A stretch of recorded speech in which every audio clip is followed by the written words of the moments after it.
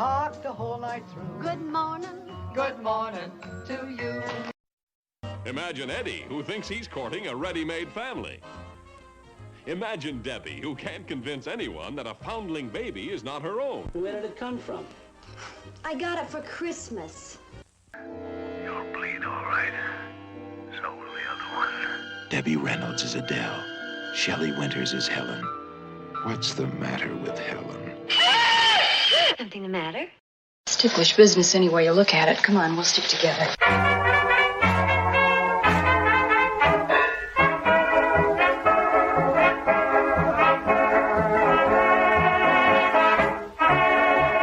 It's Ticklish Business, the podcast devoted to honoring and deconstructing the world of classic cinema. As always, I'm Samantha Ellis, and I'm here with Kristen and Kim.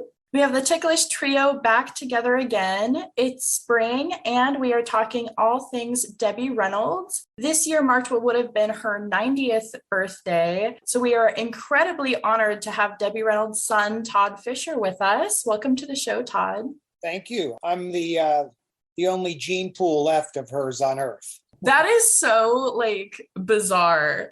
Carrie's favorite thing to say is that she and I were a direct result of Hollywood inbreeding. That sounds like something she would say. Exactly. I was fortunate. It's very ironic. I just have to throw this out there. I was in San Francisco over the weekend, and we actually went and saw Eddie Fisher's gravesite, which was very cool to see because I did not know he was out in San Francisco. I was out of the loop. He married a Chinese lady that was a really cool person, Betty Lynn. In fact, it was the only woman he stayed with for any significant period of time. And in fact, till death do them part actually applied.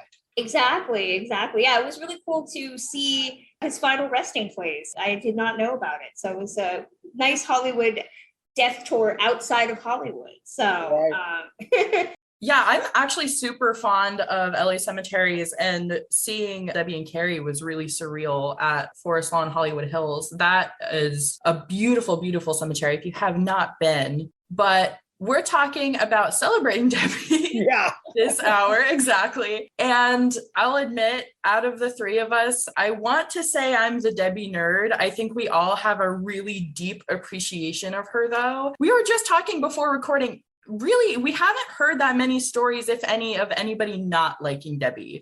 She's just an all-around loved person, and she was such a significant tie back to the golden age of musicals, and she was around with us so long that, to me, it's sort of like the tie to the past that I held on to. So I was a huge fan of hers. Well, her career did span a long time. She started in the late 40s and, obviously went on till the end. She was loved, I think, not only because she was cute and fun to watch and had obviously talent and funny and all that. I think it was actually the way that she related to her fans. She had this great respect for her fans, and people really felt like they connected and knew her. And that was a sort of a gift that she gave back to her people. It was very high on her list of important things. That's so true. I think we were also saying, as classic film fans, she was such a classic film fan. You could just see her love for the era and for her peers. She was a nerd about it. She collected movie costumes, and she was basically just like us in that respect. I feel grew up in the Valley in Los Angeles and, went to the movies for 10 cents. And she was a fan long before she became an employee of MGM. She just was like the rest of us, had her favorites, Hepburn, Betty Davis, she was totally enamored by those people. And then she woke up one day and was working with Betty Davis. And, that wasn't her dream, but it became her reality. Samantha loves Debbie Reynolds so much. She's getting a tattoo in her honor. So I haven't yet. That's another thing we were discussing. Debbie was one of the first classic movie stars that I ever wrote to. And part of the inscription that she replied with, I'm getting tattooed on my arm eventually. Not all stars write back to their fan base. They have people do it for them. My mother was one of the few that would kind of accumulate her fan mail. And then when she would come home off the road, she would sit in bed and she would lay it all out. And she would go through literally hundreds of letters, sometimes hundreds and hundreds. Someone would be there to help her, obviously, like lick the stamp, so to speak, but she would personally respond to most of these requests. And the reason why is because she knew that's how she would want to be treated. It was a mutual respect and understanding of what it was to be a fan. So having been a fan, and then now you're a fan of stars, and then one day you're the star. It doesn't happen every day.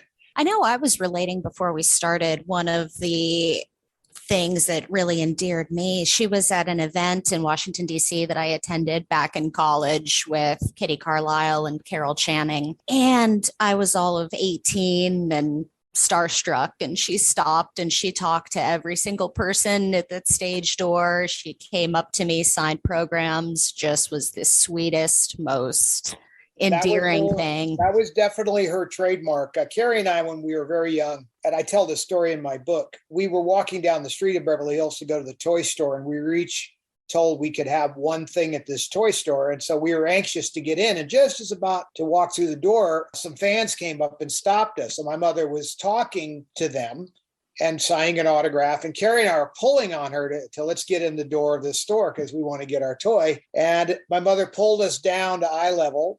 And she looked us in the eye and she said, no. That's not what we do. These people are like our family. And without them, we would not have what we have. So we have to take the time to include them in whatever we do. I mean, and made it really understandable to us why there was going to be a delay in purchasing toys that moment. And of course, eventually she finished and we went in and got our toys. That happened enough times to where we really had that, shall we say, programmed into our consciousness. And later, Carrie got it and started doing that herself. I don't know if you knew it, towards the latter days of her career, she started going to these Comic-Cons and literally doing the same thing, meeting 500 people or however many people wait. So it was definitely handed down from my mom to Carrie. Yeah, honestly, you guys have such a special family, and it took such determination, both from Debbie and Carrie, to really be the stars that they were. And they were so formidable on screen. I think people underestimate Debbie a lot as just the, sunshiny all-American girl, but you see her in something like The Unsinkable Molly Brown, and there is a real fire under her all the time. Whenever she's working, she's always on. Early in her career, obviously didn't know what to do with her exactly. She was just cute, and they put her in these little films like Daughter of Rosie O'Grady or, little poop-poopy-doop numbers. Later, they thought, she can actually talk and do other things, or sing or something. And so they started doing it. But The Catered Affair is one of my favorites. It's a Gore Vidal story or script. That story, she acts with Betty Davis, and Ernest Borgnine. And that's a phenomenal little serious dramatic role for her. And there's no dancing and singing and any of that, and she nails that. It's a very fine dramatic portrayal of this character. It's also a great story. So I really like that role as much as any of her roles, especially as it relates to drama. I mean, in the 60s, when she was #1 box office, she was pretty famous for those sort of situation comedies, playing across from somebody, like Glenn Ford or whatever, and they're going to do that shtick. And, she was amazing at pratfalls.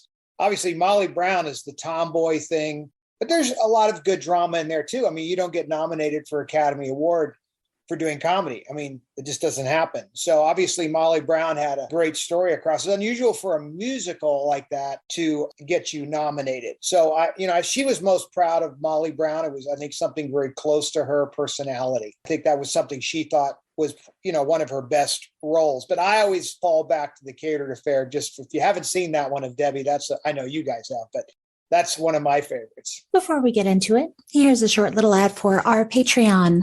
If you are a fan of old Hollywood, classic entertainment, and the joy of pop culture history in all its forms, please subscribe to our Patreon page like these wonderful people: Christine Mier, Danny, David Floyd, Jacob Haller, MCF, and Rachel Kramarchuk. Our Patreon is located at patreon.com/ticklishbiz. A special reminder, if we can get up to 100 subscribers, we're looking forward to posting a deep dive into an infamous movie in ticklish business circles. Does love truly mean never having to say you're sorry? Well, if we can get to our goal, you'll hear all of our opinions on Love Story. Trust me, there's a lot of them.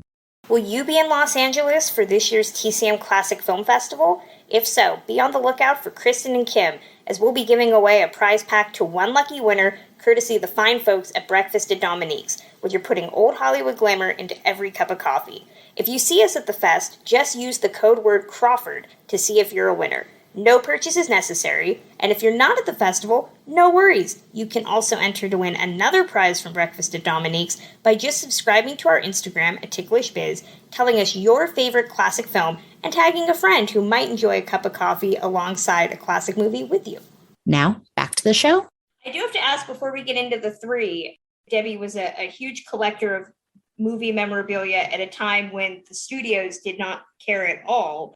And she tried very hard to start a museum. I know that I was fortunate to see you, Todd, when you came to the TCM Classic Film Festival with a bunch of the costumes. You know, I'm curious, I know that the collection had to be downsized, but are there still pieces that you have? I purposely came upstairs to where I am right now because I'm next to a room. This is an archive room that I'm right next to. And if you look behind me, you see up on I'll turn a light on here. My goodness. This room is full of costumes. I don't know if you can see that okay. Oh my gosh. Well, the listeners won't be able to see it, but basically what we're seeing is like dozens of clear storage bins. That is insane. That's beautiful. Well, I'll just give you no one's actually seen a lot of this. You know, it's not out on display publicly, but, you know, there are literally hundreds of different bins. So these are a lot of my mother's costumes. But in addition to costumes, you know, like these are all of her scripts, for an example. So that's, but some of her scripts, and you're going to tell me what these movies are also bound like this. So like I love those. She had I feel like so many old movie stars had their scripts bound. That's such a smart thing to do. It was not all did, but a lot of them did because that was their sense of preserving their work. As you pointed out, the studios, you know, especially related to costumes, they didn't really see any value in any of that. My mother did, as a fan, as you pointed out. But when you come to her house, which is here on the property, there were no costumes on display or, you know, not a lot of artifacts that related to the movie. And she collected all of that for us. She wanted the museum, you know, and her idea. And we built a museum in here in Vegas for a period of years. And so that was her passion, was to create a museum. So I think she'd be pleased with, you know, what's happening with the Academy. There is something. I think she would have done it slightly different, obviously. I think my mother was a little bit more of the people, so to speak. Sometimes the Academy can be very esoteric or self-serving, and it is their mission as the Academy to do Academy kind of things. But whereas my mother's mission was just that one of a fan. So her goals were a little different. So her collecting was different. I mean, she had 3,000 costumes at one point. It's a lot of costumes. And that's the thing. That's what's so amazing about her, is that she saw the value in them and was able to buy them up at the right time and had the right connections to do that. I haven't seen any in person, but I've seen like lists of what she owned. In addition to all of her costumes, she owned everybody else's costumes from Singing in the Rain and dozens of films. So it's so incredible. This was her catalog for the 20th Century Fox auction that took place, which was after the MGM auction. And by today's terms, this is kind of a cheesy catalog, but this is how she acquired a lot of that stuff. The MGM auction was a 4-part catalog. And the secret to all of this was, what was the criteria, you know, to collect? What was it based on? Her criteria essentially was whatever was a significant film of a particular year, she felt she should have something from each film. And that translated into basically every Academy Award winning or nominated film from the beginning of the Academy forward. It even predated the Academy by certain films, because she started with Buster Keaton and Charlie Chaplin, Harold Lloyd, Mary Pickford, Douglas Fairbanks, and then it graduated forward from there. So her collection was vast. And she did it, as I said, as a passion to preserve it for all of us. It wasn't like some collectors, like even if you come to my house, you'll see a lot of stuff, you know, out on display. I'm doing it for sort of other reasons, more like a traditional collector. I'm envious. I have my mini Debbie collection. I don't have anything to bring out, but I have a poster of the mating game. Honestly, a lot of this is inspired by your collection, Todd, because I've seen when you do your Facebook Lives, I've seen all the posters of Debbie's films that you have. I have the mating game so far. I believe with Kristen, I bought a Tammy and the Bachelor insert. I've got Bundle of Joy. I've got I'm starting. And then from the Profiles and History auction of Debbie and Carrie's things, I got a pair of her earrings that I have. Oh, that's cool. When that auction went on, I didn't quite know what to do with a lot of that stuff. I knew my mom would want it, people like yourself that cared, she would want them to have something if they wanted something. And so we've tried to keep that going. We do have a lot of stuff, so I do try to put it out there occasionally for people to collect on their own. Yeah, I mean, it's such a great span of all her films. And speaking of spanning all her films, we have a top 3 to discuss. So, Kim, why don't you start things off? Do you have a third favorite Debbie film to share with us? So we should say that just because there's 3 of us, we're going to go around round robin style. Todd, feel free to comment as you will. If somebody has a movie higher on their list, we will wait until we get to that person. The code word is going to be Tammy. So, Kim, number 3. Number 3, I have been staring at this list. This has gone through so many different versions. There's so many different films, different eras, different things I want to focus on. Finally, I settled. I'm curious to see if this gets picked higher up. I settled on Athena. I first time watched this one not too long ago. I think it was actually in quarantine. And I watched that and I think hit the deck right at the same time and got completely and utterly sucked in by the whole just craziness of that plot line, the physical education of it. I think, to be perfectly honest, I had actually watched it because of Steve Reeves's bit part in that. And I've been going through Steve Reeves's filmography this week, and I should have actually revisited it. We're looking at a script of Athena. It looks like I brought that over to the table. You bring it up. So within these, this is her personal script, and it even has the change pages, the notes, and all that. But it also has the pictures. My goodness! Oh, that's They beautiful. would mix this up, with photos as it relates to, the different scenes. And a lot of times there'll be production notes in here and little scribble here and there. But there's all the dance. A lot of these stills were rare, even by today's standards. So I think that's an interesting choice. If you want my 2 cents, I'm sure the girls have more to say than me, but it's certainly not the number 1 pick that most people would be aware of. Hit the deck also, they're spectacles, but there are things within those films that to me were almost like vaudeville, like they do these variety things inside these shows. And so there's some very entertaining numbers. And it was showcasey, that's how the studio showcased their talents. So I think both those movies have amazing sequences and dance numbers, and it's impressive. I think Krista and I were talking a little earlier. I love Athena. I wouldn't put it as one of my absolute favorites, but to me, it's more of a Jane Powell film, with the exception of Imagine, the number that she does with Vic Damone. That is one of her best numbers. I would easily put that in my top 10 Debbie Reynolds numbers. My mother didn't talk a lot about that movie, Athena, but she came to not like Vic Damone because of the way he treated Pierre Angeli. Yep. Oh, wow. Yeah. So my mom was, as you know, she was very protective of her friends, and Pierre Angeli became a friend of my mom's. And Vic was from a chauvinistic, whatever you want to call it, misled generation of men that didn't know how to treat women. And, really treated her horribly. And my mother never got over that. And if you ever bring up Vic Damone's name, she would be like, no. I don't care what his talents were. You can't get over the personal defects here as the way he related to girls. My mother and sister both were obviously strong, outspoken girls and were protective of girls and were even forerunners in various aspects of what a woman could be in this town. Long before women had certain rights in this town, my mother was way onto that, and was able to stick up for women's rights. For example, even the stunt men were men, and stunt men for women. I mean, she was like, why don't I have a woman stunt man, so to speak? What's wrong with this picture? So, she was always very aware of these things and fought for these rights. And if she saw somebody being abused, look out, because she's, one for a cause.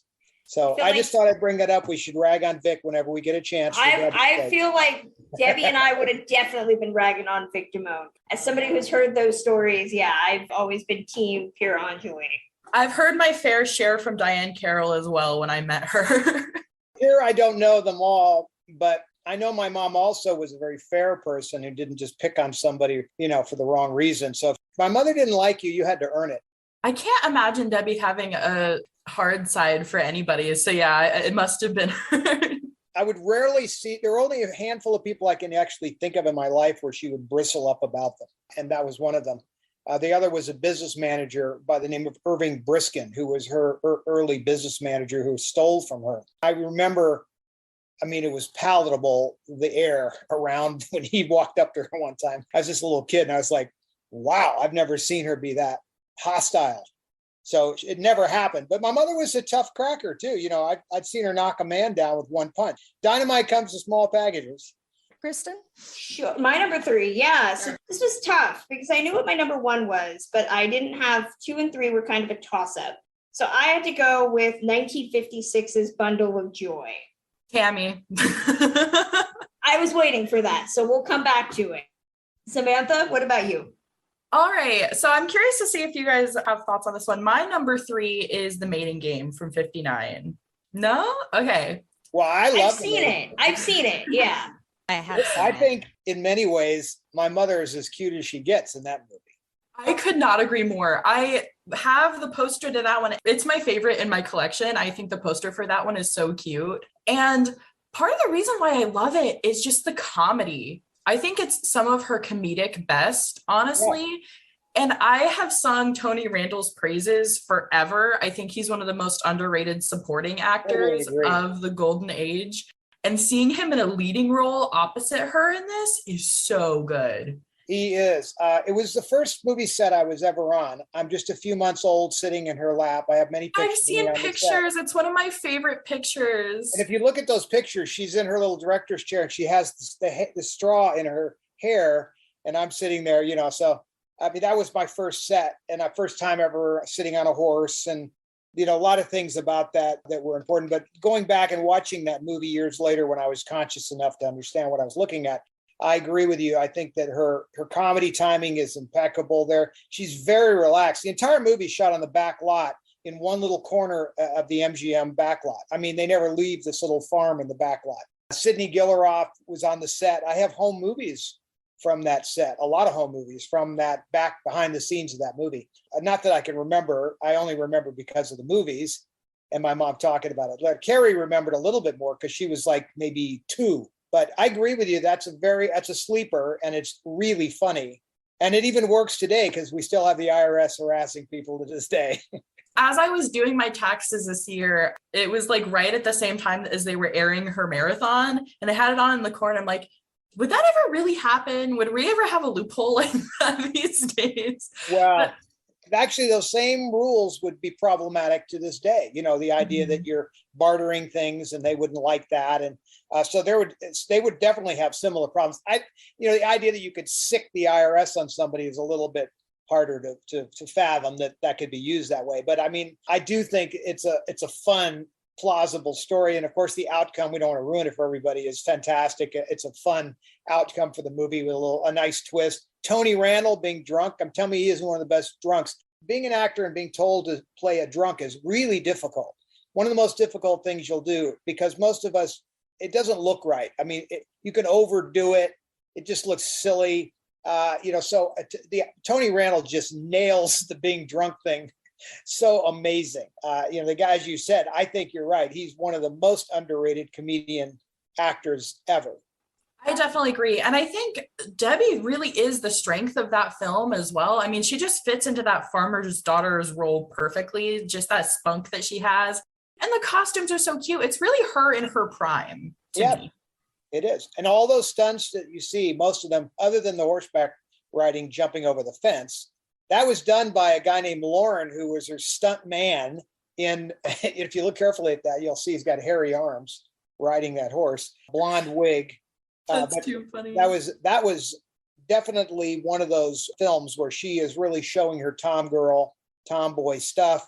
She's the one jumping out of the hay loft, insisted on doing that herself, wrestling with the boys in the hay, something she did in real life. So she grew up around 3 boys older than her. So she really had to fight for herself. I believe it. She seems like the type. Kim, what's your number 3 or 2? My number 2, like I said, I'm kind of going for the deeper cuts here. There's some films that, I potentially would have picked, but I wondered how much we'd be stepping on each other's toes. So I'm trying to be that person.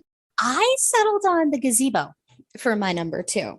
I wrote about Glenn Ford in college a lot. So that was a film I watched a lot and just fell in love with. The whole plot essentially revolves around, I'm not going to dive too deep into it.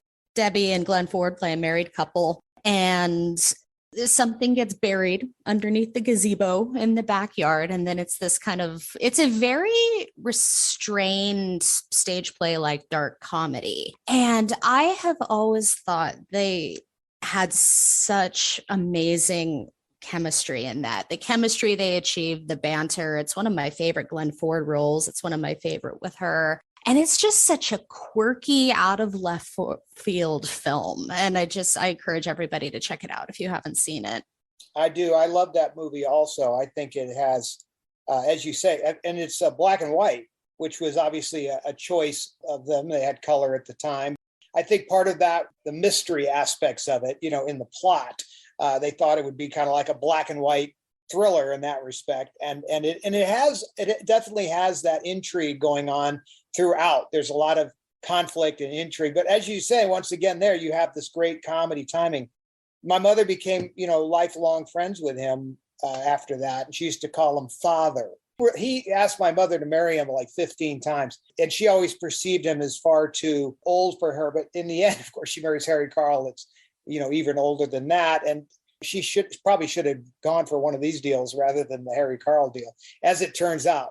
But he was such a beautiful gentleman, really wonderful guy. And they were friends to the end of his life. She would go visit him forever, over his house, and they would hang out. And I mean, I think you would really, you wouldn't be disappointed about him either. I could name a few actors who would disappoint you as human beings, or as celebrities to the public aspect, and not him. He really was a class act. Oh, you just made me so happy with that. That's such a fun film. It's a very layered one. It doesn't stick to one genre, really. It kind of flops around. And it's another one of Debbie really, it's hard to say at her prime. I mean, it's the 60s, almost when, her studio career was over, but she showed that she still had it. She had that amazing dance sequence in the black and white. And it's really rare to see Debbie in black and white, honestly. I mean, I think of the Catered Affair, but there weren't too many others. They really wanted to show her off in color. So I think that, and her 60s look differs from her 50s look. So it's definitely a little bit different. And it's a different type of movie than what she would normally start in, but it's definitely one that sticks out in her filmography, I think. Well, you brought up the dance number. I mean, a lot of times those kinds of things were added into a movie because of her. It wasn't in the original script. And then they add this stuff in because they don't know what to do with her. She's kind of like so much talent. The movie How the West Was Won was a good example of that. Henry Hathaway just was like, oh, wow, well, Debbie can do this. And then Debbie what would you do here? Pretty soon it's like, they start writing the story around Debbie because she's just got so much to give in terms of her talent, her singing and her dancing. And How the West Won, the same thing. All those Razor Ruckus Tonights, that was an add-in. So there are good examples of them using the word catered, catering to her talents because she did have so many, and they would try to write them into the stories. I can't imagine The Gazebo without that dance number. I really can't. It would be such a different movie. Well, and it is sort of off topic in a way. It really doesn't have anything to do directly with the central plot. Oh, but, for sure. Yeah, they did that a lot in classic film. Exactly. They definitely went off the rails quite a bit. But I mean, that one just showcases Debbie's talent so well. I agree. Like the spotlight is on her that whole time. It's not like a movie like Singing in the Rain where she's, dancing toe to toe with Donald O'Connor and Gene Kelly. That's like all her in The Gazebo, which I think is so cool. Well, and it shows that great growth and evolution she was starting to do in the 60s, getting past the cute little MGM ingenue, showing the acting, showing the tremendous versatility that she had. I mean, she got, some of that in the 50s, but towards the 60s, she got the freedom to do a little bit of acting. Yeah, it's like The Singing Nun, was one of those examples too. We're going to use her because she can sing and whatever. But there's actually some fine drama in that movie. it was difficult for her to acquire those roles. Obviously, she had quite a bit of pull in the middle 60s. Her box office draw was very high. So she had some capabilities to do what she wanted to do. As a lot of actors today, you know, it would have been a different world today, you know, had she been in this environment. As it relates specifically to those kind of movies, you know, she would start, it got to the point where she was picking these films, you know, and was able to say yes and no. And so she loved working with Glenn Ford and James Garner. And, you know, they were our buddies. James Garner used to play with me in my room when I was a kid, you know, play slot cars with me. I mean, he hated the big parties. He'd come to the party for my mom, but he didn't like hanging out with the adults. So he'd literally come into my room with my buddies and we'd race slot cars in my room. And he'd sit on the floor with the kid with, you know, we're whatever, 12, you know, 13, you know, and he was totally, again, he was one of those guys, another magical guy. We're all huge James Garner fans. So like all three of us fangirled at the same time. So as long as we're talking about these leading men, here's my mother's collection of autographed pictures behind me. And these all have personal notes written to her. So there's Glenn Ford up there, and then Jimmy Stewart. And, you know, it comes all the way down. Every leading man, there's Tony Curtis, you know, so everybody who she worked with is here. And of course, James Garner is here and you name it, you know, Gregory Peck. And here's the girls over here mostly. It's kind of those are beautiful. But what's cool about these is every one of these has a personal note to Debbie. You know, these are not just autographed pictures like random, you know, these are all very personal inscribed things. She loved working with Jimmy Stewart, but only got to do it that one time, you know, so that wasn't like her favorite leading man. But whereas she was teamed up with Glenn Ford and Garner more so. I'll throw out my number 2, which is a very different film, which I doubt anybody else is going to have on their list. It's from Debbie's 70s period, so flirting with the end of our criteria for the classic studio era. But it's a discovery that I watched last year, and it's Curtis Harrington's What's the Matter with Helen, which is Debbie Reynolds and Shelley Winters. They play mothers of 2 boys that have been accused of murder, and they decide to relocate to Los Angeles and kind of start over. And Debbie's character starts a dance studio and starts to see some success, but poor Shelley just can't get over the guilt and the issues that she's escaped from. And it is all sorts of weird and interesting. Curtis Harrington directed it. And it's one of those films that, you know, I think it's a bum rap for being one of those, quote, psycho biddy thrillers that you saw in the 60s and 70s with older actresses doing horror, most famously embodied with something like Whatever Happened to Baby Jane. But I feel that this movie has a bit more glitz, a bit more panache. It's Debbie getting to play completely an anathema character to who she played before. I loved how everybody's taking their role seriously, but I feel like she takes the role more serious than everybody else. Shelley had played these types of characters before. I think that Debbie actually treats this as a film, you know, it gives it 100%, and it's got a crazy as hell ending. And I don't know, I just really thought it was, you know, we talk about certain actors that didn't get to play every genre, and Debbie just proved she could literally play every genre, including whatever one would consider this movie to be. Well, it's an interesting choice because it's the only movie that my mother produced. If you look carefully, it says Harmon Productions.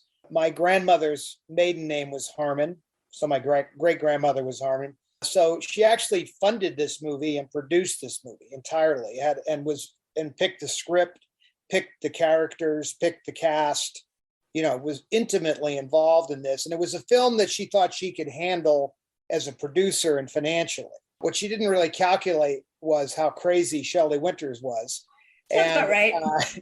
I mean that in the most loving sense of the word, but Shelley is a method actor and became literally the character in the film, which is a person just coming, you know, unraveled, and did it on the set. I mean, she was driving my mother completely nuts, and that's hard to do because Carrie and I were experts at doing that. You know, we had met our match. Shelley was definitely the character, but it's it is a fine dramatic role for her. And again, it was her choosing that for her own movie at the time. She could have picked a number of scripts. They had looked for a lot of stories and scripts at that time, and she chose that one on purpose. And yeah, I think it's a sleeper. Very much so. And I think that, you know, getting to see it's made in the 70s, set in the 30s into the 40s, and Debbie gets to, you know, have the Jean Harlow hair and the outfits. There's a subversive thing to it. Like her character is working to create kind of this next generation of child stars in a way, like a bevy of Shirley Temples. And I feel like, you know, we talk about, I appreciate the movies about Hollywood, talking about Hollywood, stuff like Inside Daisy Clover or SOB. And I feel like that movie is kind of one of those, and that I think it is showing this dark underbelly to Hollywood, but gussing up as, you know, some type of like horror film or what have you. But it's very underrated. I want more people to watch it. It became a little bit prophetic too, because she had started a dance school that's went on for 40 years. And literally right after that movie, she actually bought DR Studios and started her own dance studio. Used to always say she was going to retire and teach classes. She never quite did that. But her dance school was the biggest dance school in Los Angeles for decades. Samantha, what's your next one? I made a last minute switch. I did not want to put Singing in the Rain as my top 3 because I had a feeling it would be covered. I wanted to, you know, take the opportunity to spotlight some other films of hers. And I'm kind of going back and forth on my 2 and my 1, but I think I'm going to go for my number 2 with Bundle of Joy from 1956. I think this one is excellent. It almost made my number 1. It's one of those movies I just love seeing her in. And I mean, for a lot of the listeners probably know, but in 1956, Debbie and Eddie were pop culture. They had just saturated movie magazines and everything. And there was this huge clamor to finally get them in a film together. And this was it. And I believe Debbie was pregnant with Carrie at the time. Yes. And just seeing her in these costumes, you could tell she was having so much fun making this one. The numbers are incredible. It's a really adorable, funny remake of Bachelor Mother from 1939 with Ginger Rogers and David Niven. And it's just pulled off so well. I think a lot of people really like to put down some of the 50s remakes of the 30s films, but I think this one really hit the mark, and it was such a needed film for the time, and it really showed like the mid to late 50s what was going on in pop culture, and it was Debbie and Eddie, and they did such a fantastic job together. Obviously, Eddie was not much of an actor, certainly not a David Niven level actor. My mother could do a Ginger Rogers. I mean, literally, she was quite capable of holding her comedy skills and all that. My dad, as you can see in the movie, is a little fish out of water a little bit, but they really worked hard with him. Suffice it to say, a lot of time was spent with him to get him to just be natural and quit acting, and just don't get caught acting, is an old expression when you're in this business. And so, if you watch him carefully, he doesn't know where to put his hands a lot of times. And, I never noticed. It's some funny stuff. But I agree, though, that's a very cute movie. The dance number where they're doing a jitterbug dance competition and they're throwing my mother up in the air. She's literally, 6 months pregnant with Carrie. So, maybe Carrie's excuse, I think Carrie had a joke in her one woman show where she was talking about like, that explains everything. Exactly. Maybe I got dropped or something. That was her. I had Bundle of Joy as my number 3, and you're right. Everything you said, Samantha, is right. I mean, the remake, even now, I think kind of gets a bum rap because there's always this comparison. But I find that Bundle of Joy really stands on its own as a separate, I consider this a Bachelor Mother separate entities. The songs are great. It's got that beautiful like pink satin quality to it that we saw in like something like Susan Slept Here. Definitely. And I love everything. This is just one of those feel good type of movies that you can just put on and have so much fun with. Well, I mean, a lot of the excuse to remaking a movie in these days was when you would go from a black and white to a Technicolor. The studio was always trying to exploit that. Also, the studio was always trying to, reuse its song inventories.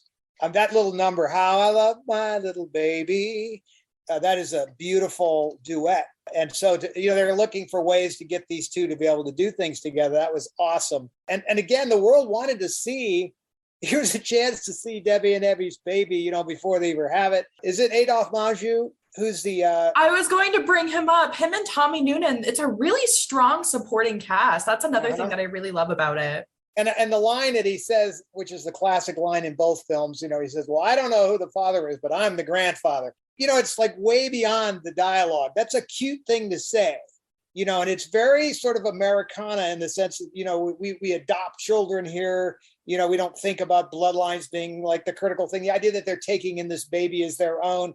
I think it's a beautiful subject. And I think the world, you know, wanted to see Debbie and Eddie together and all that. But I think that the underlining story here is pretty cool. And it really ties into that post-war feel. Yeah. Very like home Americana, as you're saying, you know, all anybody is thinking about is having babies. Right. So it was really perfect for the time. It was just what was needed. And just like you were saying, I probably wouldn't have even mentioned it if you hadn't, but Debbie and Eddie's voices are so fantastic together. Like the songs, this is one that I want to get on record. Yeah. Well, I do have a copy of that album. In fact, I have one copy that I bought like at a garage sale or something where somebody had X'd out my father's face. And I think it might have been Debbie. No. My mother was pretty cool about it all, but the fans were not. There were millions of people across the world that resented him because it was far less. I mean, I'm not saying that any of it is something that one would accept today even, but it was far less acceptable back then in their mind to dump the America's sweetheart with these two kids at the curb for this voluptuary Elizabeth Taylor. This is a major scandal of the highest order. I don't think anything has ever quite come close. Maybe the Angelina Jolie, Brad Pitt fiasco, but I don't think even that holds a candle to this fiasco. And the beauty of this story, of course, is that everybody got over it. My mother and Liz were lifelong friends before and then came back to becoming great friends. And obviously my dad, you know, and her remained friendly. When they were 20, I suspect there were some good reasons why they would make a couple. And the movie sort of outlined them. They were unbelievably cute together. But in real life, you'd be like, no way should they have been together. Carrie and I used to be like, what the heck was that all about? You know, I mean, because it didn't make any sense if you knew their personalities. I mean, my mother was way outclassed him. Kimberly, what about you? What is your number one? Hearing what Samantha did makes me a little nervous because I think I did the same thing. So I'm hoping my number one still comes up. But like I said, I've been picking the deeper cuts and I fell to The Rat Race from 1960. I was going to have that as an honorable mention, but I'm glad we can expand on it. That one I dove into. I love Robert Mulligan as a director. I've championed him on write-ups and everything before, and I love his work. So I was looking for an excuse to bring that one up at some point. So The Rat Race stars Debbie with Tony Curtis and is along the same lines as Almost a Sweet Smell of Success, looking at the dark side of show business. And Tony Curtis, hungry musician who moves to, New York to hit it big and moves in next to Debbie's character, who's a struggling dancer. And we're just looking at the seedy side of what New York and very pre most things Don Rickles is in there is what a seedy, what nightclub mafia type. And it's just, once again, it's Debbie playing with that persona that she had. She's kind of taking what they would give her and then showing, look, see, here's what else I can bring. And she's so good in it. And it's such a powerful movie because, Mulligan had such a flair for finding the character in those quiet moments. And they all just gel so well together into such a beautiful film that I was truly amazed I hadn't really heard of and wasn't very familiar with until I watched it. I like that choice. Of course, Tony Curtis became friends with my mom and lifelong friends once again. And even in New York, we lived across the street from each other years later. But that movie, it has a dark side, obviously, to it, but it's still a good ride. It's not like it's Apocalypse Now kind of dark. It's a good ride. And the controversy within the story is really good. And as you point, the directing is outstanding for a relatively simple little story structure. To me, one of my favorite things, many years later, my mother was playing Vegas and Don Rickles and her were performing together. And I actually put a film clip sequence together. And people in Vegas are not necessarily there to see a drama film. So what do I do to make acceptable clips for a Vegas audience to show them working together? This could be challenging. But one of the things that I did is my mother taught me something that Charlie Chaplin said. He said, 3 times is funny. 1 time can be amusing, a little better, but 3 times it's always going to get a laugh. So there's a scene in that movie where he's literally undressing my mother. We're talking now about Don Rickles. And at a certain point, the object lesson is that he owns her. That's the concept. But at a certain point, as she walks out, he slaps her, which is not funny, of course. But I ran that clip 3 times in a row and the entire audience explodes in laughter. So it shows how you could take something that is not intended to be funny at all in a scene that is intense. In fact, it's abuse. And yet you can make it amusing. And of course, they wanted that because they wanted, there's Don Rickles, my mom, friends in Vegas together. They want that light side of it. And that movie is far from light. In fact, it might be one of the heavier movies my mother ever did. I think you pointed that out. I would agree with that. I think this one is so swept under the rug. Honestly, like I said, I was going to include it in my honorable mentions if there was an opportunity, because it's one that people just don't know about for some reason. And it's so strange to me because she and Tony were such big stars and their acting in this is incredible. I mean, to me, the theme of it is New York is a not so great place. Yeah. Well, I mean, I'm sure all this goes on. Now, Tony Curtis went on, obviously, to make Goodbye Charlie with my mother as well. And they're amazing together. And that's an interesting movie. My mother was not slated to be the lead. I'll give you a little off-the-record trivia here. Who was supposed to be the lead in Goodbye Charlie? Do you guys know that trivia?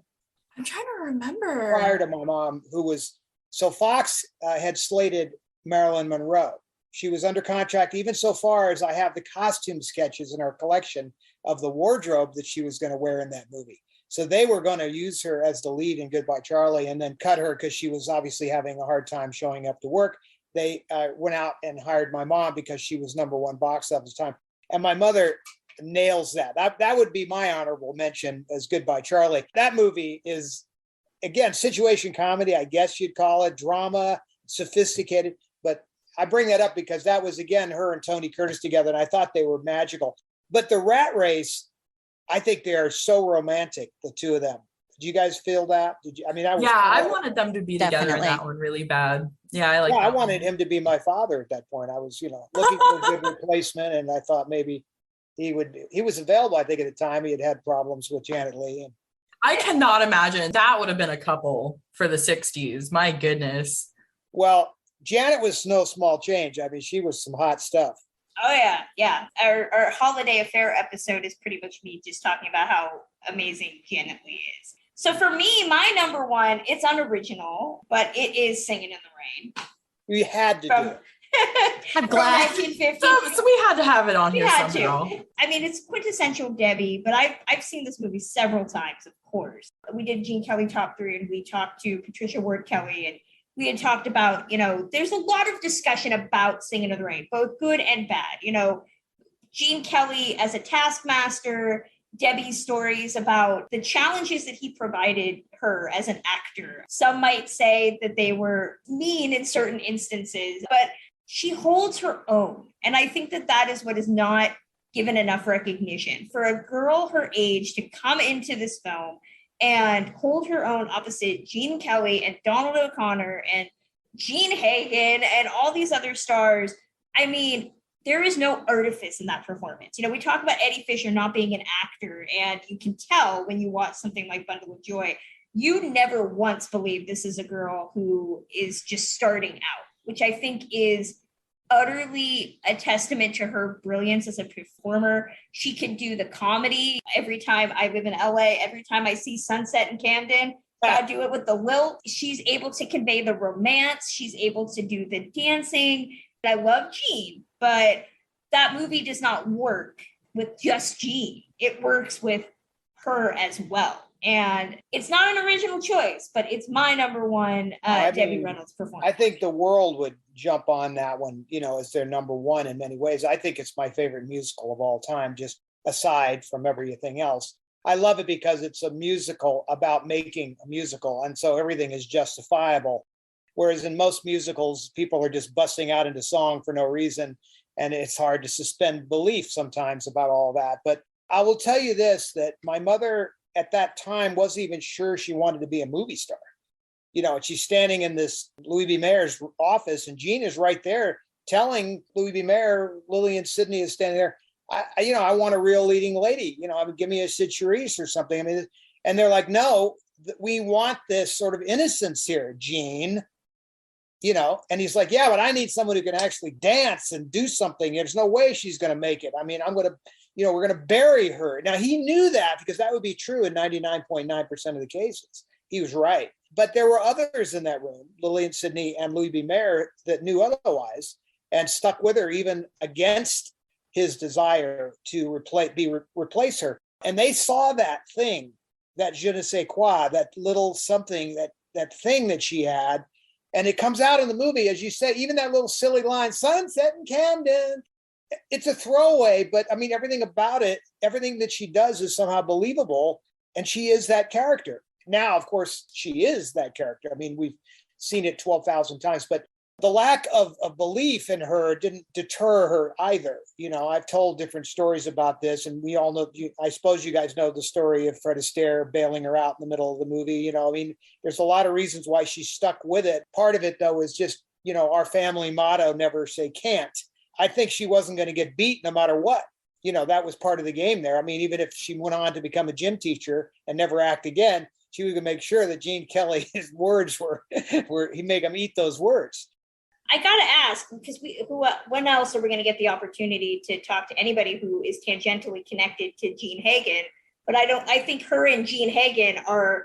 I love Donald O'Connor and Jean, but I mean those two are the MVPs of the film. Neither one nominated for an Oscar, which irks the crap out of me to this day. Well, Jean Hagen, she's unbelievable, is all I can say. I mean, I don't know anybody that can play the dumb platinum blonde thing the way she does. It's just unbelievable. And I mean, in the way it all plays out, and even the way she gets embarrassed in the end and all, it's genius. And even the microphone shtick, I mean, just everything. I can't stand him.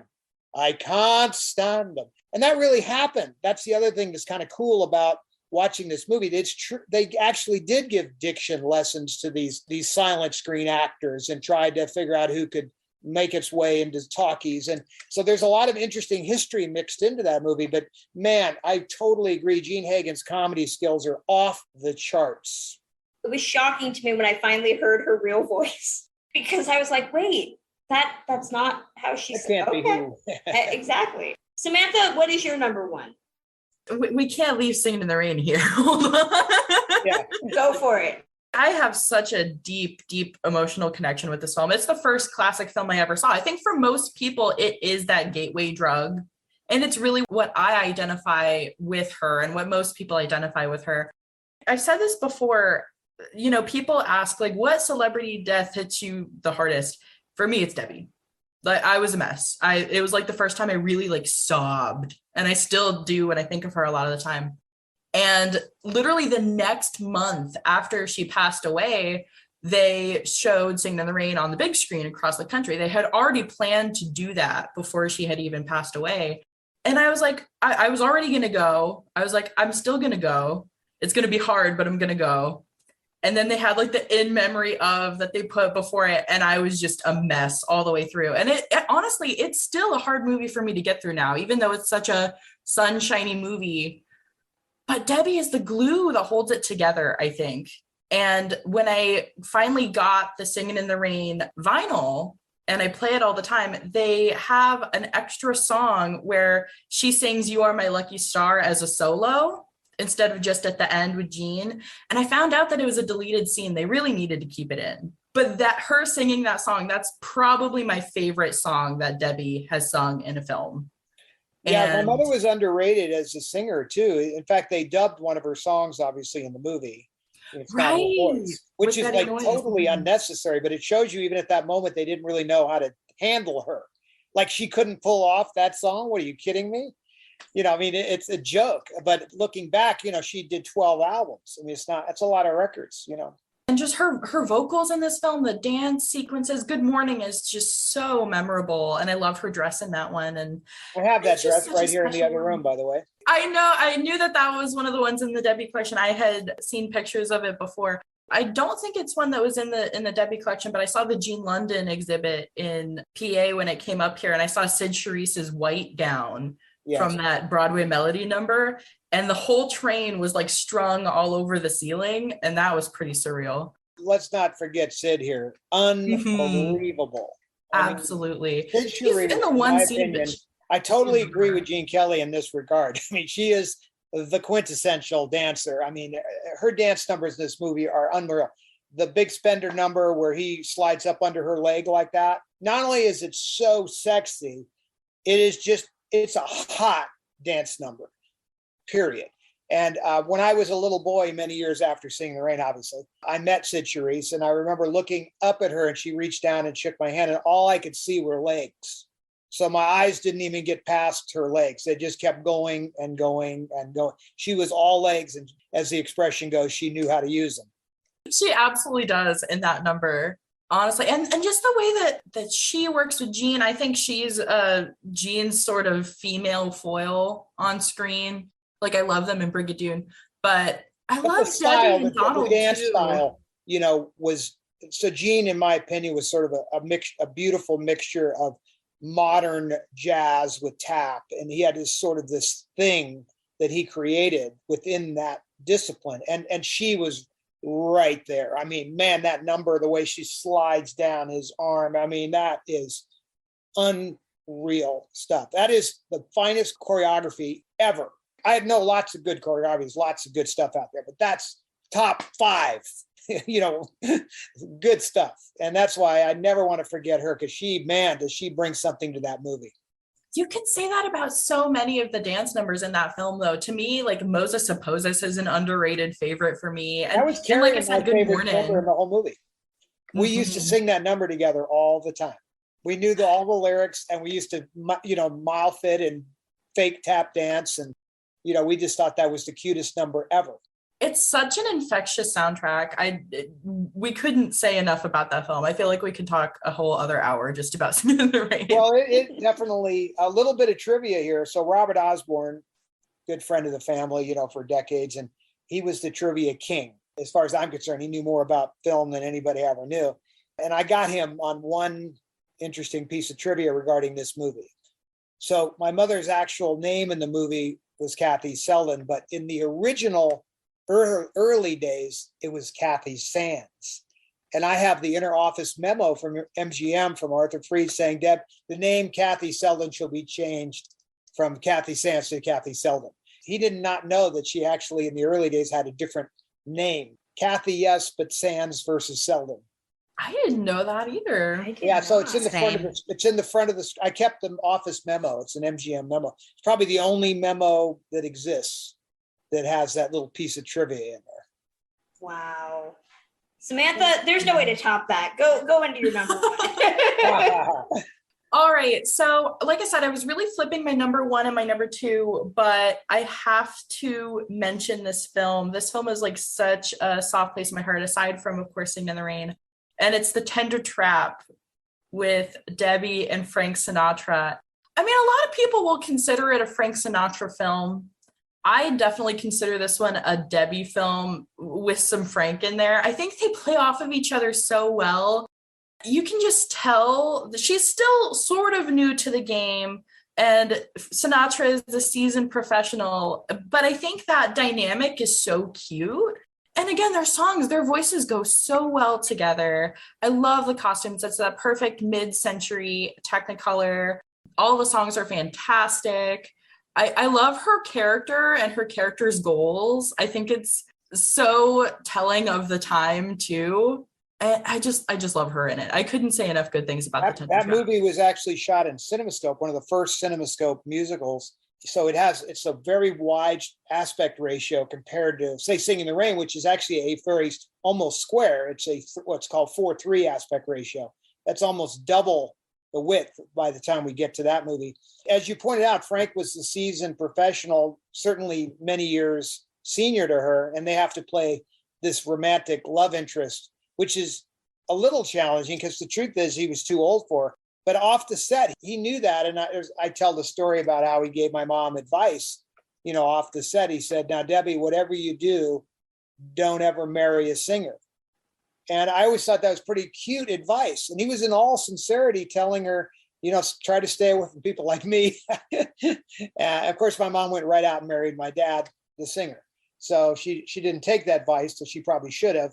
But then again, where would Carrie and I be if she took his advice? So it's a good thing my mom didn't listen to Frank Sinatra, because you wouldn't have Carrie or Todd. And it's so unexpected too. I mean, if you look at Frank Sinatra's filmography, you wouldn't necessarily think to pair him with Debbie. And here we have this beautiful film.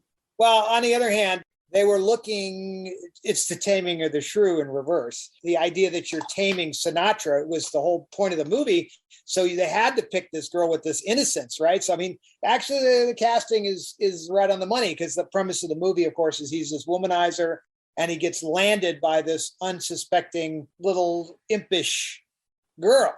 I love that scene where she's, the taxi cab scene where she's like, and why is the meter running? I mean, she has this attitude in there that reminds me a lot of Carrie's attitude with Darth Vader. Yes, they were these sweet little innocent girls, but they had this attitude. And my mother, of course, passed that along to Carrie, and you see how she similarly handles herself in her roles that way. They're not far apart. Exactly.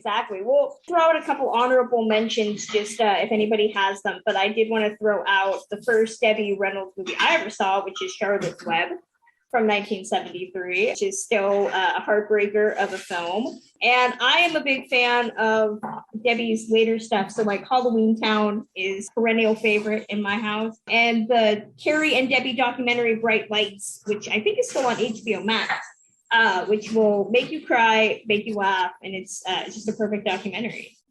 Yes, well, and obviously I was one of the producers on that. So Charlotte's Web, really interesting selection, because that was one of the first movies that of my mom's movie that I can remember as a boy being traumatized by. Ironically, I think we all were. Yeah. Anybody who read the book or watched the movie is collectively traumatized. Well, I didn't expect to be traumatized, obviously, but, I was just watching the movie, and like any other kid, I was watching it just like any other kid would watch that movie. And so I was like I was loving it. You're just in love with this spider and its wisdom and the way it handles the world. It's like, wow. And then all of a sudden the spider starts talking about the cycle of life. And at a certain point it dies. I mean, literally my mother had to I watched it in our screening room home. I was inconsolable. I was crying in the back of the projector. She had to explain to me that this, was just a cartoon character and all of that. She's trying to explain that. I couldn't even explain why I was crying. But the truth is I was moved by the beauty of that story and the life cycle part of it, and the loss, that everybody was experiencing is these fictitious characters, but the loss is very real. And it's a beautiful story. And she is Charlotte, and her voice, it's such the Debbie voice. I mean, she had this, hello, dear, this is your mother. I mean, that is how she talked for real, by the way, whatever else. I say that my mom and I refer to each other. We borrowed that and we use it in our own house. So you're welcome to do that, because I think that's a very endearing term anyway. Hello, dear. I actually have a plaque outside my house on the side of my ranch that says, hello, dear. So but that was a beautiful movie for sure. When they remade it, I was disappointed they didn't call her. That's kind of insane. I mean, I am not a fan of the CGI remakes in general, but would have been nice to have the callback in some way.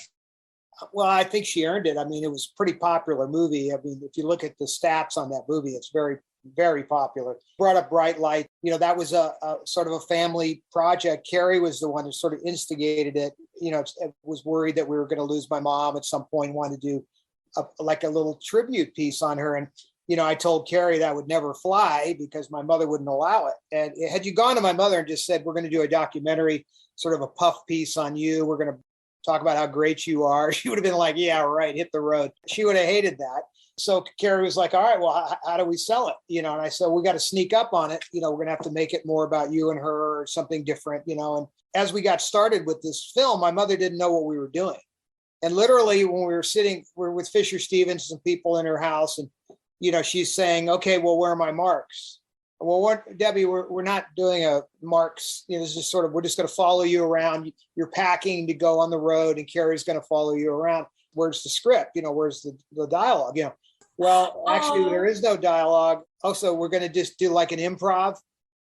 So that's how we sold it. We're like, well, it's sort of an improv, but I don't really want it to seem like an improv. I actually had to pull her aside and be like, no, we just want you to pack up like you normally would, sort of. I mean, you guys can have some fun with each other in the banter department, but we don't want it to be fake either, so it has to sort of be like, the whole idea of this movie is supposed to be sort of real. We want to peel back this little curtain so people can actually see what the two of you are like. It's very interesting to actually see the two of them interact. You never do.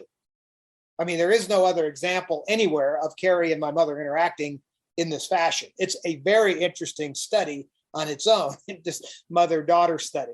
But that was the challenge, was to get my mother to forget about, because she didn't do documentaries or the format was not familiar to her. And then later on, we were running the film, some of the early cuts of the film. It was full length, and she sat through the whole film. And at the end, she looked at me, she goes, I don't get it. Oh my goodness. Why are we doing this? And I was like, well, you see, people are going to find this interesting. And I said also, and she was very offended by the idea that we were showing Carrie talking about the mental health and the idea that Carrie literally has a manic breakdown on camera. Why are we doing that? I said, because it will help people. And this is what Carrie wants to do. She wants to let the cat out of the bag, so to speak, want to take this cloak, this mystique off of mental illness. And this is what Carrie's all about. And this really will help do that.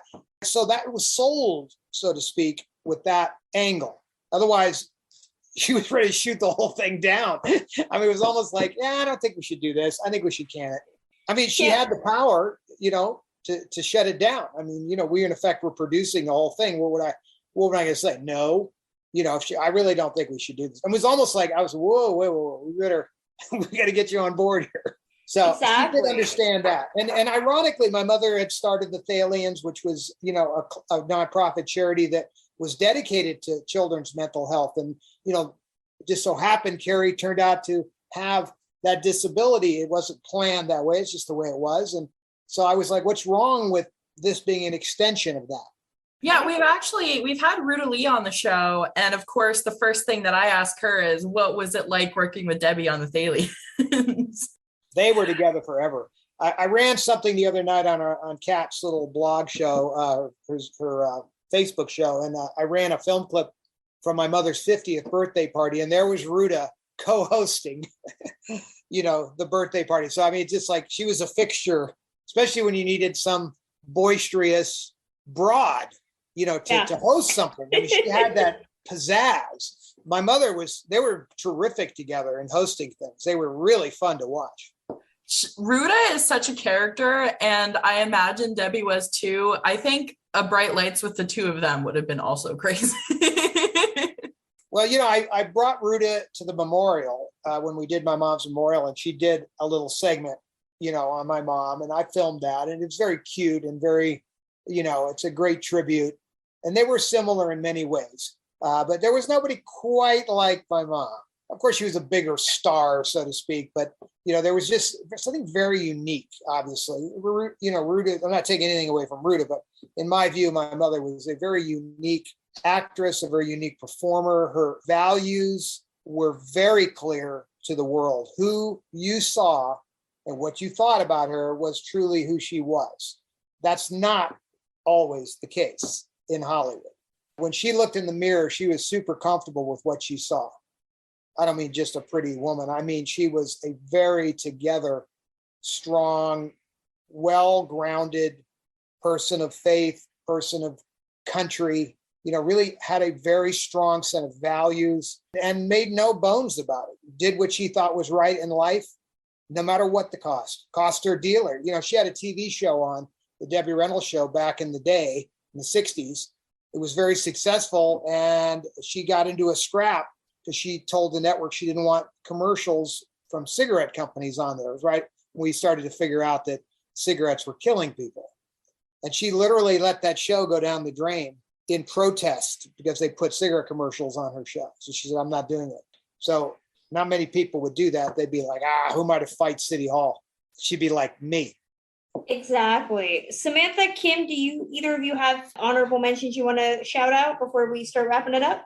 I would definitely say, I think the one that we left out a little bit, so to speak, would be the unsinkable Molly Brown. Which we have done an episode on. Yeah, I think to me, that's definitely a career-defining film for her.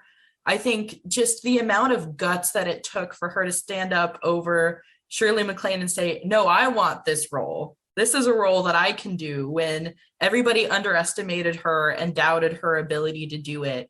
And then she comes up and gets an Oscar nomination for it. It was a tough race that year, but she should have won. The funny line, the actual line is, Charles Walters, directors, called her over.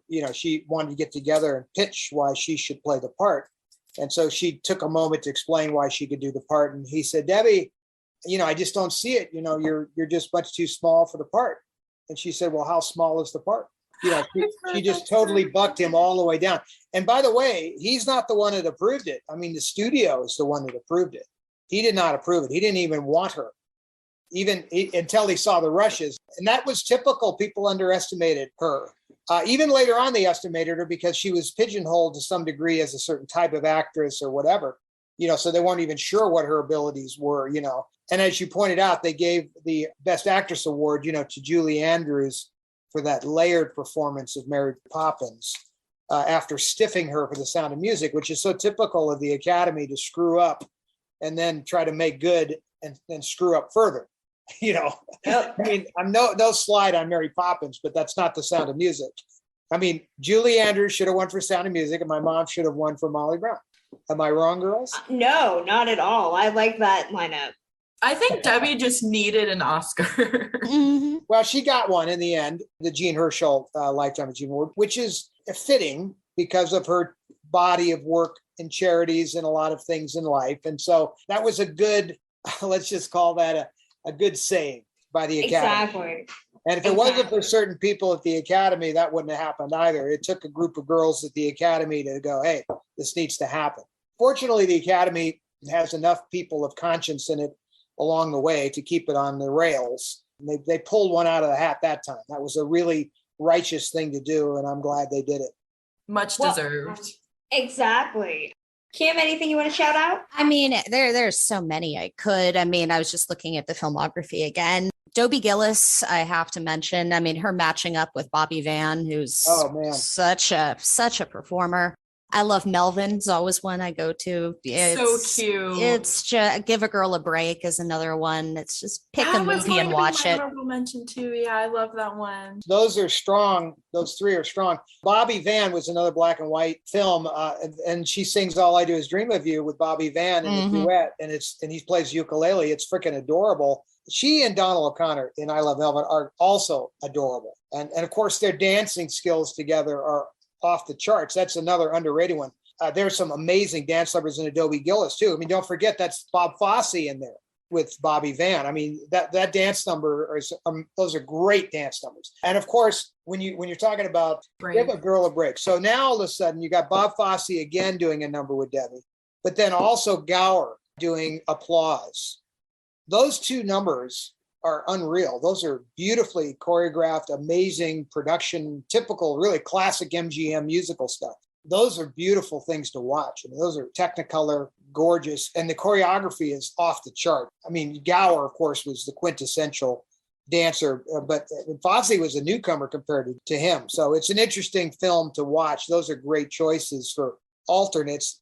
It's an interesting thing when they were doing the programming for Debbie's birthday here a few days ago in Turner, what do you choose? You could see how that would be it's not an easy task because these are all certainly worthy, fun films to watch. What I will say about this whole era of film is that they're fun, inspiring movies, and you walk away from most of these movies really feeling good.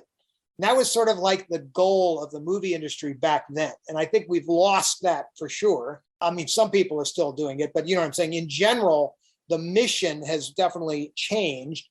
entertainment is probably more about making you cry than making you laugh. The journey of the story and the film is lost its way a little bit. I mean, I think every movie we just mentioned, you'd walk out of there thinking, gee, I want to go get some dance lessons, or I want to learn to sing, or where's my boyfriend? They're romantic, and they inspire you with music and love. And it's like, I don't know. I don't see a lot of that happening today as much. There's a few honorable mentions in that category too, of things that get made today. But typically speaking, this was a machine that was cranking these movies out every year. I've showed you that little row of scripts there. I mean, my mother was making 2 and 3 movies a year. That was quite something. I think you hit the nail right on the head. And for me, I feel like Debbie embodied so much of that positivity and so much of that energy that the 50s musicals brought. To me, she embodies the 50s musical. And I think just her passion for entertaining people, that's what really sticks with us. And that's why her movies really have permeated all of these decades. I agree. There's something that, she puts out. Of course, the movies themselves are from a simpler time. I think we've gotten overly complicated. I mean, no slight on, Quentin Tarantino or something, but, this stuff can be very intense. Those are great films, but a simpler time could have entertained you with the movies that we're talking about, much simpler stories, much lighter thing. We live in a world, full of negativity that we see. We get bombarded daily on the news with war and violence and all this craziness like never before. So again, when you go to the movies, you're looking for a relief from that, whether you're going to the movies in front of your TV or in a big screen. You're looking for a little vacation from reality. And that was the premise of making movies of that era. A vacation from reality, an inspiring, heartwarming story about two, that's how these movies were pitched for people to come see it. I do miss that simplicity. Exactly. Well, we want to remind our listeners that if there's a Debbie movie that we did not mention, you can email it to us at ticklishbiz@gmail.com. You can tweet it to us at ticklish_biz, or send it to us on Instagram, and we will read it on a future episode. But we want to thank Todd Fisher for taking time to sit down and talk with us. Todd, where can fans find you online? What's your social media? Anything you want to let them know about, please? Well, I have a website, todd@toddfisher.com. It's toddfisher.com. My book is on there. It's a cool story about Debbie and Carrie and myself and our lives together, and quite a journey, that book. It's sort of, my seat in the bleachers in many cases, or in certain cases, me being the designated driver of the family. And, so it's a fun story. Most people say it's a good journey. And I have within my website, I have thousands of photographs that are organized by chapter, because in a book, there's 200 pictures in my book, which by a book standard is a lot of pictures, but I think there's 2,000 pictures, that we have up on the web.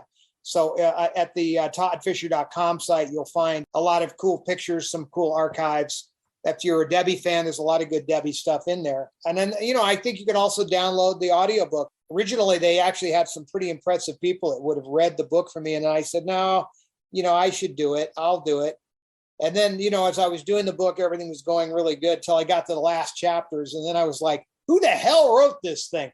I mean, it was ripping my heart out. I was like, you got to be kidding me. Part of writing a book like that, especially a sort of cover to cover story like this, is that, it is sort of cathartic. You're getting certain things out. You're telling stories that need to be told. I'm short hopping some things too, to make sure no one tells the wrong side of Carrie. If you don't get Carrie, you could say, oh, she did drugs. Like, yeah, news story, news flash. She wrote 3 books about it. I wanted to be the protector of all of that and also get some of the fun stories out. So it does all that. But the latter parts of the book are difficult. It talks about the departure. That was a tough thing to endure. But that's what we were trained by my mother. So, I can endure anything that I don't like it, but I can do it. I will say Todd's book is fantastic if you have not read it. So shameless plug from me on that as well. Hey, look, it's we're not forcing anybody, but it is if you like it, Debbie and Carrie, it is sort of mandatory reading, because you're not going to get my perspective. There's a lot of people, somebody even wrote a book after me way after. We couldn't even talk to anybody that really knew Carrie. I was like, my parrot knew Carrie better, than the people you were interviewing. You can write an introspective on somebody, even if you don't know them. You can just do work on the internet and write a book. But does that really give you the insight and the depth to who they were? And I think that that's what I was able to do, given my position in the family. I certainly got a good view on the two of those girls. Exactly. Just carrying the torch for her and Debbie's collection and her legacy. It's just so great to see. Carrie and I were both pressed into service when it came to sort of supporting that cause. We didn't understand the idea of preserving Hollywood history, but my mother drilled it into us to where it really did become part of our DNA. And I'm still, you can see that room, I'm still preserving that collection and lending things out to museums. I have pieces on loan to the Academy right now. And, I'll continue to do that as long as I can. I'll continue to keep her. I have all of, a lot of Debbie and Carrie's writings and some very important things a lot of stuff that's unpublished too. So at some point, all this stuff, could surface. Exactly. Well, Todd, we thank you so much for your time. Well, thank you for doing what you guys do. I really appreciate this in-depth thing that you're doing here. I mean, not everybody is as adept and knowledgeable as you guys. So I really appreciate how deep you've gone into this. We try very, very hard. That's going to close out this edition of Ticklish Business. As always, you can find us on all podcast platforms, including Spotify, Overcast, Stitcher Radio, and Apple iTunes, Apple Podcasts. If you are listening on Apple Podcasts, reviews do matter. Please leave us a 5-star review and help us get some more eyeballs on the show. We also have our social media channels, Instagram, Twitter, Facebook. Just search Ticklish Business. Remember our contest. If you are at TCM Classic Film Festival this year, find Kim and I and use the code word Crawford, and you might win a prize pack of Breakfast at Dominique's coffee. We also have our Patreon at patreon.com/ticklishbiz, where we do bonus content, including a recent look that we did at the new West Side Story. We have a bunch of other stuff coming out there. You get access to special merchandise, movies, all sorts of stuff. Be sure to head over to that as well. We will be back with a new episode soon. Till then.